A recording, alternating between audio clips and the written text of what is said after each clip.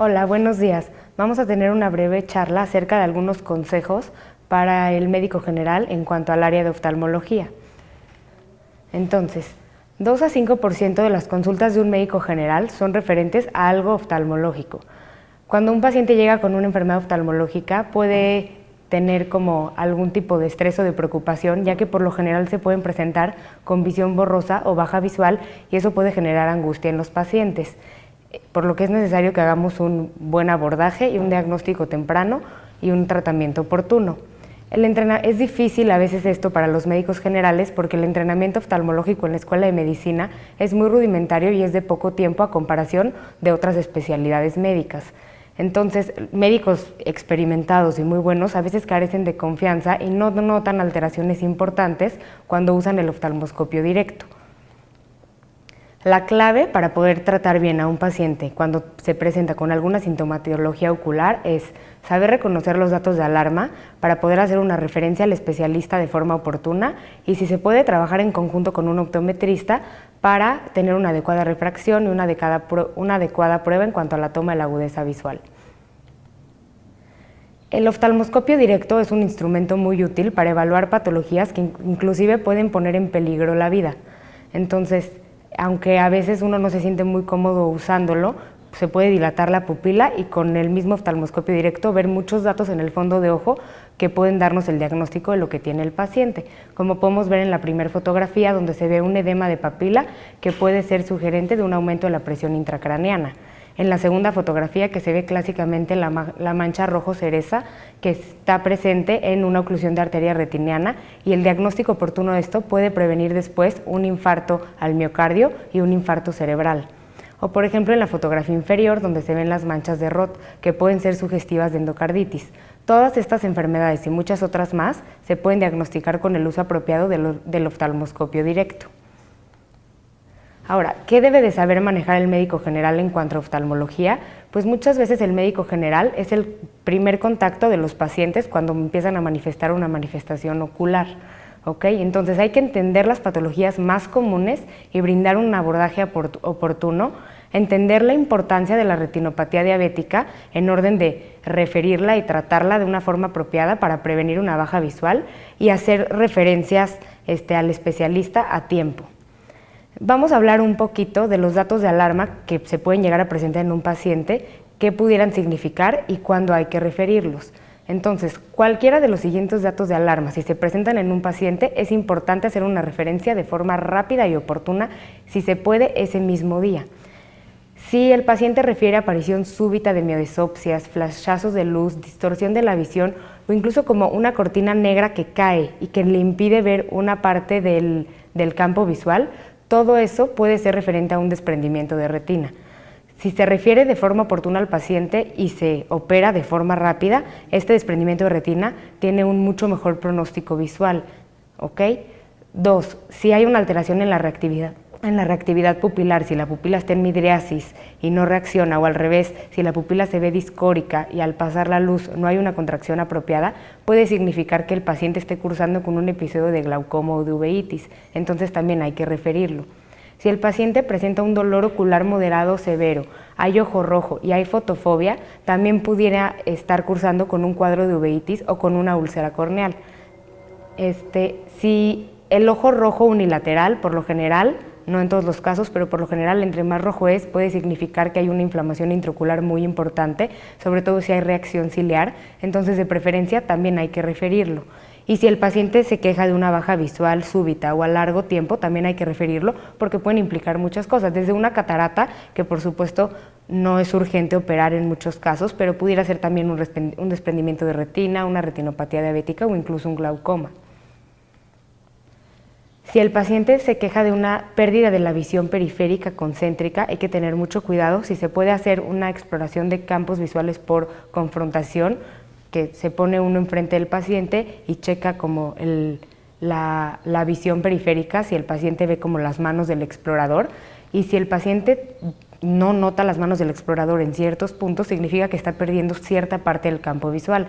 Eso hay que estudiarlo porque pudiera implicar desde un tumor hipoficiario o hasta glaucoma o una oclusión vascular de la retina, como se muestra en la fotografía de la derecha.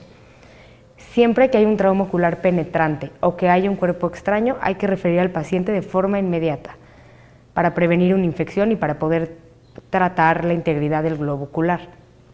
Y siempre, si un paciente les refiere que tiene un dolor ocular intenso, que el ojo está rojo y tiene baja visual, y el paciente comenta o ustedes interrogan y fue operado recientemente del ojo, esos pueden ser datos de una infección muy importante que se conoce como endoftalmitis. Y si no se trata a tiempo, se puede poner en peligro el órgano e inclusive hacerse una infección a tejidos adyacentes muy peligrosa. Entonces eso también hay que referirlo de forma muy temprana. Vamos a hablar un poquito del ojo rojo, porque el ojo rojo es una de las manifestaciones principales por las cuales el paciente se presenta a una consulta. El ojo rojo en la mayoría de los casos es benigno.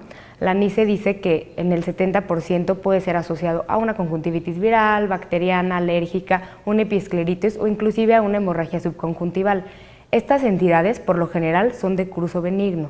Donde hay que poner mucha atención es cuando está en peligro la visión y se manifiesta con un ojo rojo. ¿Qué cosas pudieran poner en peligro la visión? Una queratitis, una escleritis, un episodio de glaucoma agudo, un trauma con un cuerpo extraño, una quemadura química o una celulitis orbitaria. Entonces, ¿qué datos de alarma deben de ustedes estar pendientes y decir, si esto lo presenta mi paciente, mejor lo refiero al especialista? Si el dolor ocular es moderado o severo, si el paciente cursa con mucha fotofobia, si el enrojecimiento es muy llamativo y muy importante, si hay baja de la agudeza visual documentado con una cartilla de Snellen, obviamente si hay antecedente de trauma o de un cuerpo extraño y si la pupila no tiene la reactividad normal. Vamos a hablar un poquito de la conjuntivitis. Los pacientes con conjuntivitis por lo general se presentan con sensación de lagrimeo, ojo rojo, sensación de cuerpo extraño y por lo general el ojo rojo en la conjuntivitis se enrojece a la conjuntiva vulvar y la tarsal. Esto es un dato importante que ustedes deben de saber porque esto por ejemplo lo puede diferenciar de una uveitis, donde en una uveitis la conjuntiva tarsal no tiene por qué estar afectada, como lo pueden ver en las fotografías de la derecha. Entonces, hay muchos tipos de conjuntivitis, vamos a hablar de las tres principales. La conjuntivitis bacteriana es una conjuntivitis donde tiene los mismos síntomas, pero por lo general hay una descarga mucopurulenta, como pueden ver en la fotografía anterior. Esta conjuntivitis se trata con lubricantes y con antibióticos, como en un curso de 7 días a 10 días, obviamente dándole datos de alarma al paciente y el paciente tiene que sentir mejoría. Si ustedes ven que el paciente no siente mejoría o el paciente regresa y el cuadro empeora, es mejor referirlo. Una conjuntivitis viral se puede asociar a faringodinia y a nódulos retroauriculares y el ojo se ve como acoso, como con mucho lagrimeo. Es muy molesto para los pacientes y se caracteriza por tener folículos, como pueden ver en la fotografía de abajo, en la conjuntiva tarsal inferior. Entonces, aquí lo que hay que hacer es dar un antiinflamatorio y lubricante y vigilar el cuadro. Y la conjuntivitis alérgica se puede asociar a una estación en particular del año y se manifiesta casi siempre con un prurito muy intenso. Y en estos pacientes los debemos de tratar o con un inhibidor de la degranulación de mastocitos o con un antihistamínico. Otro cuadro muy importante que puede asustar tanto al médico como al paciente es una hemorragia subconjuntival. Como pueden ver en la fotografía, este es un ojo rojo como muy intenso y que se nota muy aparatoso, pero realmente esta es una situación para el ojo muy benigna que resuelve de forma espontánea. Lo que sucede en este caso es que hay un sangrado de uno de los vasos por debajo de la conjuntiva. Es una hemorragia, como lo pueden ver, plana y de un rojo muy brillante. Por lo general es unilateral y asintomático, ¿no? El paciente va a decir, así me desperté o de repente estaba normal y alguien más me refirió que tengo el ojo rojo y pues me vi y me asusté y por eso estoy en la consulta. En este caso, la verdad es que resuelve de forma espontánea, se puede asociar a presentar algún esfuerzo como vómito o a cargar algo pesado y lo importante sería, más que nada, es que se puede asociar a una presión arterial alta. Entonces hay que tomarles la presión a los pacientes, a lo mejor hacerles como que se la tomen varios días para ver que esta no sea la causa y si esta no es la causa, podemos esperar y que se reabsorba sola, sin mayor problema. Otro cuadro de ojo rojo es una escleritis. La escleritis es cuando la esclera se inflama y puede ser la esclera posterior, que no podemos ver porque pues está hasta atrás del ojo, o la esclera anterior. La escleritis es una enfermedad importante porque se asocia a enfermedades sistémicas. Alrededor de un 30-50% de los pacientes tienen una enfermedad sistémica, sobre todo las que son como alteración de la colágena, como artritis reumatoide o inclusive vasculitis como granulomatosis con poliangeitis. Muchas veces la primera manifestación de estas enfermedades se presenta con una escleritis y es muy importante que hagamos el diagnóstico y que no sobretratemos para poder ayudar a la enfermedad sistémica del paciente. Este dolor los pacientes se los van a referir como un dolor muy intenso que inclusive los llega a despertar por la noche. Si le piden al paciente que vea hacia la derecha o hacia la izquierda, hacia arriba o hacia abajo y checan los movimientos oculares, el paciente se va a quejar de dolor a los movimientos. Aquí, para poder saber si es una escleritis o no, hay una prueba muy sencilla. Se coloca una gota de fenilefrina y los vasos que están como enrojecidos, ingurgitados en la esclera, no blanquean a la prueba de fenilefrina, que esto es diferente, por ejemplo, si fuera una epiescleritis, donde sí blanquea. Y el ojo rojo es intenso y se ve violáceo, como morado. Si tienen duda o si el paciente se presenta con estos datos, hay que referirlo rápido al oftalmólogo. Y otra de las urgencias oftalmológicas que pueden poner en peligro la visión si no se trata a tiempo es un glaucoma agudo. El glaucoma agudo se da cuando de forma súbita hay un colapso de las estructuras del ángulo y el humor acuoso no puede fluir de la cámara posterior a la cámara anterior. Entonces hay un aumento súbito de la presión intraocular y en los pacientes se presentan con un dolor ocular intenso que inclusive se les puede irradiar hacia la parte de la ceja o hacia la cabeza. Por lo general es unilateral, aunque sí hay casos bilaterales que están asociados al uso de algunos medicamentos. El ojo se pone muy rojo, hay baja visual, la córnea está edematizada, como pueden ver en la fotografía, y hay midriasis. Esto es muy importante que lo reconozcan y que lo refieran de forma rápida porque hay que dar un tratamiento hipotensor rápido para bajar la presión y que no haya mucho compromiso del nervio óptico y que no haya una baja visual importante después. Y algo también muy frecuente que les puede llegar a presentar en la consulta es una quemadura química, ¿no? Que el paciente estaba o con un fertilizante o con algo donde se limpia la cocina y que le entró al ojo. Es muy importante que traten de investigar el agente, que si en el consultorio o en el hospital donde estén tienen unas tiras de pH, pongan una tira de pH en el ojo y vean cuánto es. El pH debe de estar entre 7 y 7.2. Si es más ácido o más alcalino, hay que irrigar. Esta es una de las urgencias donde nos ayuda mucho que en el primer contacto haya una irrigación profusa del ojo y no nada más como por encima del ojo, sino también en los fondos de saco. O sea, hay que bajar el párpado inferior, subir el superior, pedirle al paciente que vea hacia abajo y irrigar muy bien, con una irrigación copiosa. Inclusive se puede necesitar hasta 20 litros para irrigar si tienen la tira de pH hasta que el pH se normalice. Si no hay la tira, una irrigación copiosa de unos mínimos 5 litros y, como les digo, en los fondos de saco para tratar de eliminar las partículas y hacer que este agente ya no tenga tanta penetración ocular y tratar de limitar el daño lo antes posible. Después de hacer esta irrigación copiosa hay que referir al paciente para nosotros ver cuál es el tratamiento oportuno a largo plazo.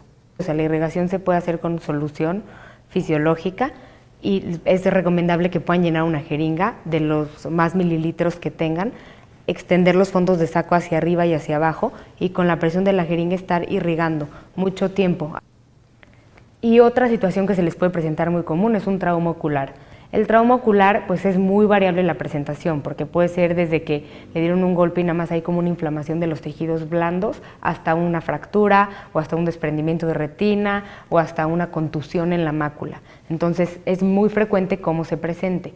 Es súper importante que si alguien les llega con un trauma ocular, traten de tomar la agudeza visual, siempre documentada con la cartilla de Snellen, checar los movimientos oculares para ver si hay alguna limitación, no tratar de hacer una manipulación excesiva, ni tratar de abrir el ojo, ni de que el paciente lo apriete. A veces hay como un edema muy importante en los tejidos blandos de los párpados y los pacientes llegan con el ojo prácticamente cerrado. No tratar de manipular y abrir mucho porque no sabemos la extensión del trauma.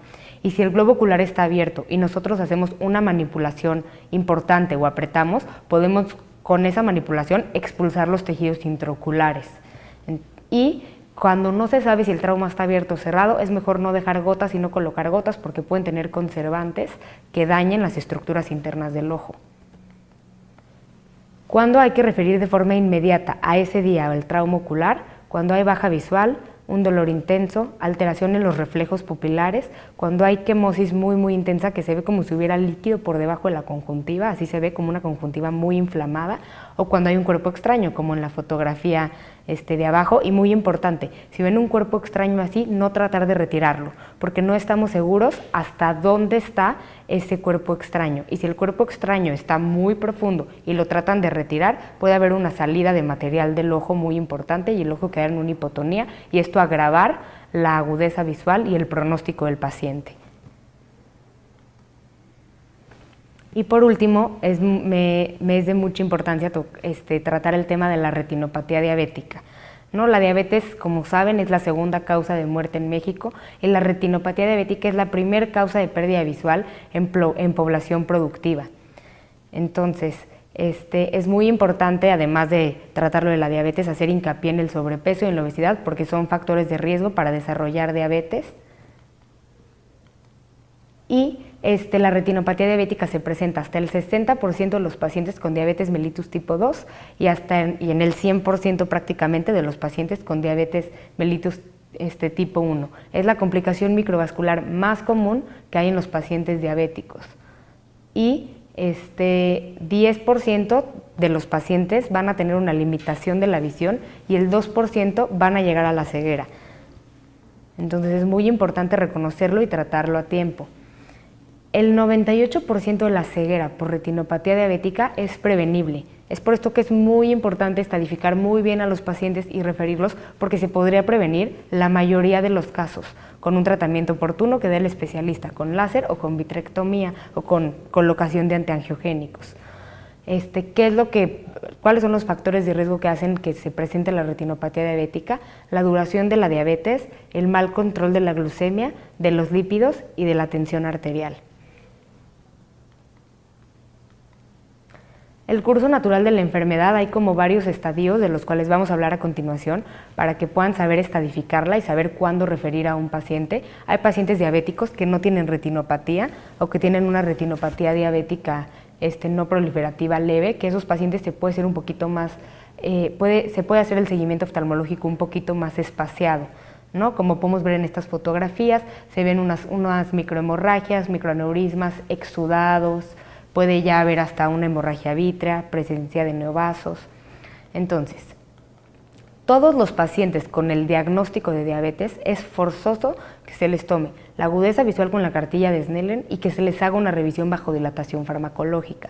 Los pueden dilatar y con el oftalmoscopio directo verles la retina, y se puede estadificar así de sencillo la retinopatía diabética. Entonces vamos a hablar de los estadios un poquito. La retinopatía diabética no proliferativa leve es cuando nada más hay presencia de microaneurismas, como lo pueden ver en la primera fotografía. Los puntitos rojos que ven al lado del nervio y en la zona macular son microaneurismas. La retinopatía diabética no proliferativa severa es cuando hay esos mismos microaneurismas, y microhemorragias, que son, como lo pueden ver en la parte superior, se ve como un sangrado un poquito más grande, y esos están en los 4 cuadrantes de la retina. Hay arrosariamiento venoso en 2 cuadrantes y anomalía microvascular intrarretiniana en 1 cuadrante. Esa es la retinopatía diabética no proliferativa severa. La que queda entre leve y severa la denominamos retinopatía diabética no proliferativa moderada. La retinopatía diabética proliferativa es cuando ya hay formación de neovasos a cualquier nivel de la retina. Aquí pueden ver un penacho de neovasos muy grande al lado del nervio óptico. Cuando hay hemorragia vítrea o cuando hay una hemorragia prerretiniana, que la pueden ver en la fotografía de abajo, en la parte superior, un poquito arriba de la arcada temporal superior, se ve como un sangrado, esa es una hemorragia prerretiniana. ¿Okay? ¿Cuándo van a referir ustedes al paciente al oftalmólogo? A partir del estadio de retinopatía diabética no proliferativa moderada, hay que referirlo al oftalmólogo. Si el paciente se conoce diabético y refiere una baja visual, hay que referirlo, porque pudiera ser que de un momento a otro pase de un estadio a otro y que tenga un sangrado, que se haya activado la retinopatía. Si el paciente tiene una agudeza visual peor a 20/40 y no se justifica por otra cosa, como pudiera ser una catarata, o si no se puede estadificar, si no están seguros, si no tienen gotas para dilatar la pupila, si no se sienten cómodos con el oftalmoscopio, que no puedan estadificar la diabetes, es importante que el paciente se refiera. Y otra causa importante en cuanto a la retinopatía diabética es el edema macular diabético, porque el edema macular es la causa número 1 de baja visual en pacientes diabéticos y se ven como unos exudados en la zona macular, como pueden ver en las dos fotografías. Siempre que haya edema macular diabético, siempre hay que enviarlo al oftalmólogo para poder dar un tratamiento apropiado con láser o con un antiangiogénico.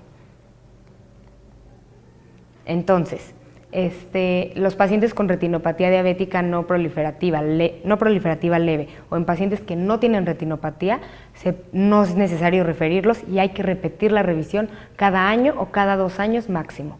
Y a partir de moderada, sí ya hay que referir al paciente.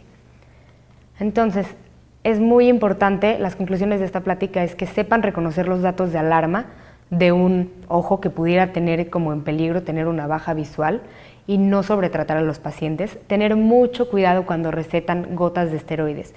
Los esteroides, por supuesto, no están satanizados, los esteroides claro que se pueden dar, pero los esteroides tienen efectos adversos importantes en el ojo, pueden formar catarata y sobre todo pueden subir la presión intraocular y generar un glaucoma, ¿no? Y sobre todo explicarle al paciente que no puede tener un uso indiscriminado de esteroides, que es por cierto periodo y hay que revisarlos. Hay que tener mucho cuidado, 1/3 de la población presenta hiperreacción a los esteroides y se sube la presión. Y a veces este aumento de la presión en el ojo es asintomático y pues con el tiempo prolongado pueden generar un glaucoma y tener una baja visual importante. Y siempre que tengan una duda o que el cuadro no vaya mejor o que el ojo rojo sea muy intenso o que algo no les cuadre perfecto, es mejor hacer una referencia oportuna y que lo vea un especialista. Muchas gracias.